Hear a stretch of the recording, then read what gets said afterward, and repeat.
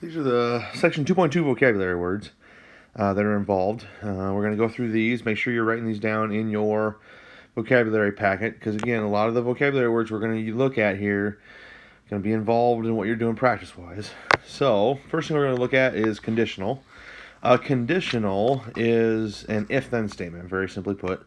Okay, so when we talk about conditionals, we're talking about if-then statements. So, an example of what a conditional is if you act politely, then you will earn respect. Okay, so you have an if part and you have a then part.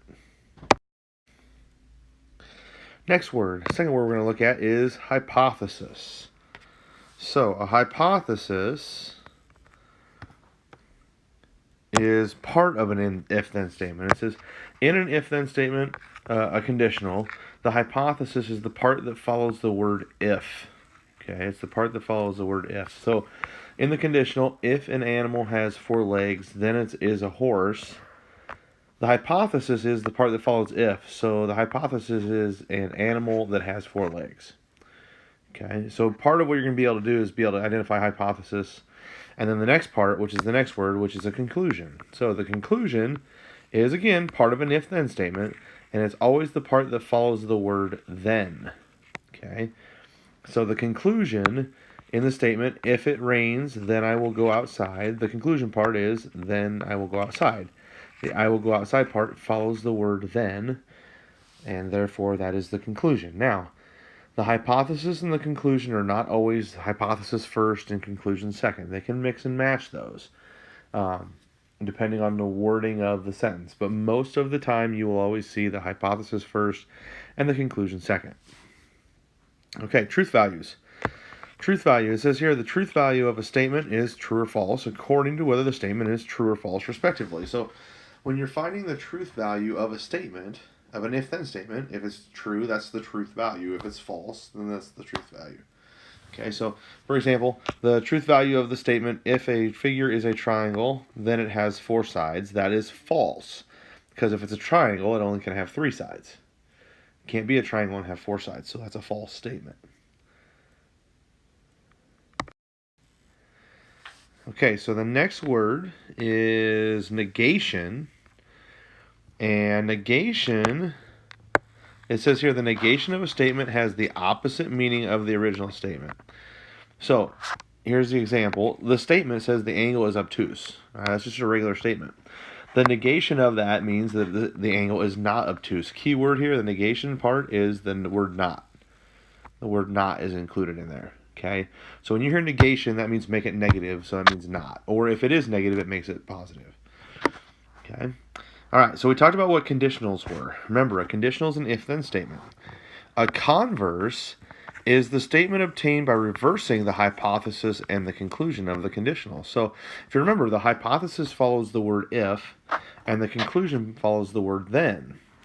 If I find the converse of a statement, that tells me I'm going to switch the conditional, or switch the conclusion and the hypothesis. So for example, the converse of if I was born in Houston, then I am a Texan.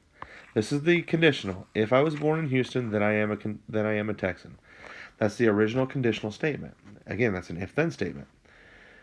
The converse would be if I am a Texan, then I am born in Houston. So you'll notice as you look at these here, they flip these. So you notice here, I was born in Houston follows the word if, and I am a Texan follows the word then in the original statement.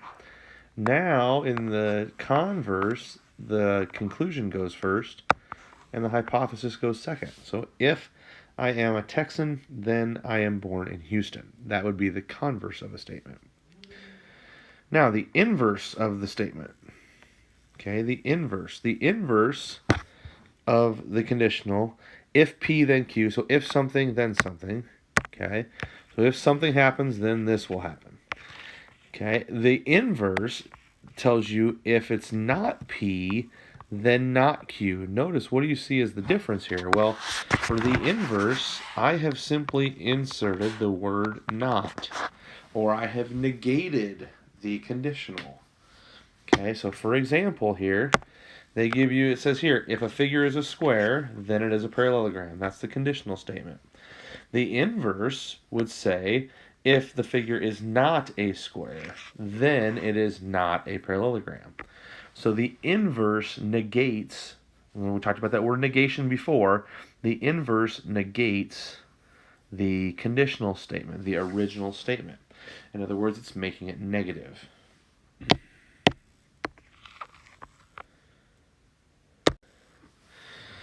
Okay, last two words to take a look at here, and the next one here that we're going to look at is contrapositive. Okay, the contrapositive, again, if you remember, the conditional is always if P then Q.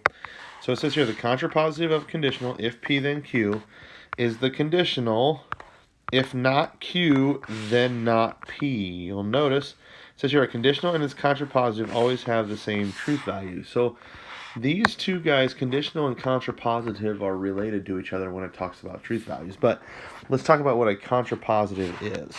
Okay, so a contrapositive, this is your original conditional statement, the if-then statement.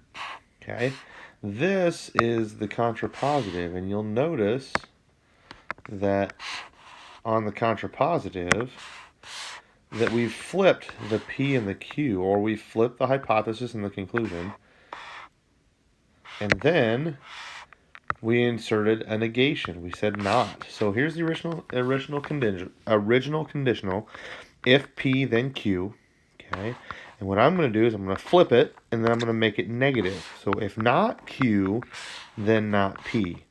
Again, conditional and contrapositive always have the same truth value. So if the conditional is true, the contrapositive is true. If the conditional is false, the contrapositive is false.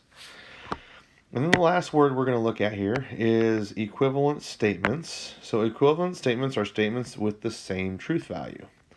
Okay, so for example here it says the following statements are equivalent. The following statements are equivalent. If a figure is a square, then it is a rectangle. If a figure is not a rectangle, then it's not a square. So in this case, these two both have the same truth. They're both true statements. So they are equivalent statements because they have the same truth value. So if they're both true, they're equivalent statements. If one's true and one's false, then they're not equivalent statements because they're not the same. Okay. All right, so this concludes your Chapter 2, Section 2 vocabulary. Make sure you, again, like I said, get these written down and look at these on your vocabulary list and make sure you have them down as we go through these next examples.